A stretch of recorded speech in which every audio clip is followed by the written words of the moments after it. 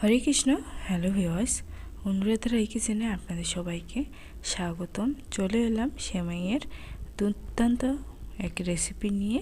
তবে চলুন রেসিপিটি দেখে নেওয়া যাক।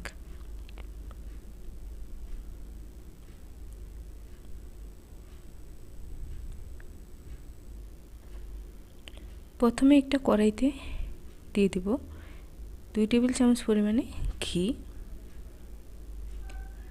আর দিয়ে দিব কাজু বাদাম।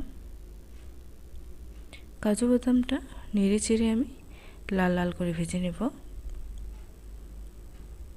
আর এখন দিয়ে দেব কিশমিশ। কিশমিশটাও আমি লাল লাল করে ভেজে নেব। বাদাম ও কিশমিশটা আমি লাল লাল করে ভেজে নিয়েছি। এখন দিয়ে দেব 1 বাটি পরিমাণে সেমাই। সেমাইটাও আমি লো আছে নেড়ে চেড়ে লাল লাল করে ভেজে নেব।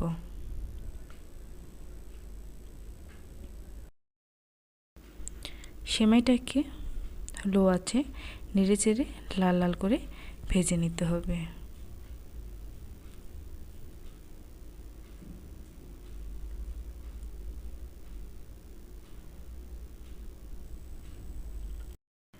নেড়ে চেড়ে সেমাইটাকে আমি লাল লাল করে ভেজে নিয়েছি। এখন দিয়ে দিব 3 টেবিল চামচ পরিমাণে গুঁড়ো দুধ। গুঁড়ো দুধটা দেওয়ার পরে সেমাইয়ের সঙ্গে ভালোভাবে মিশিয়ে নিব।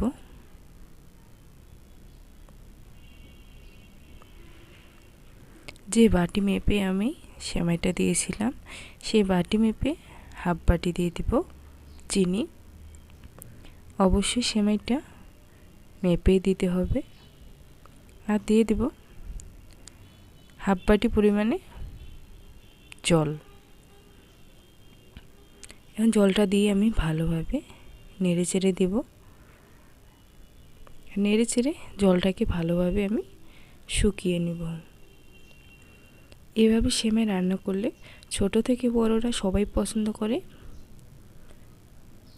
এভাবে একবার খেলে অন্যভাবে সেমাই খেতেই চাবে না, সবাই এভাবেই রান্না করতে বলবে।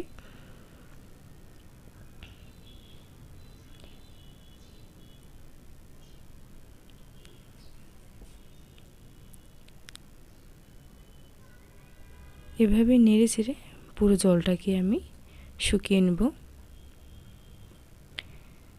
ভিডিওটি যদি ভালো লাগে তাহলে অবশ্যই লাইক, কমেন্ট, শেয়ার ও সাবস্ক্রাইব করে পাশে থাকবেন। আর পাশে থাকা বেল আইকনটি বাজিয়ে দিবেন যাতে করে সবার প্রথমে ভিডিওটি আপনাদের কাছে পৌঁছে যায়।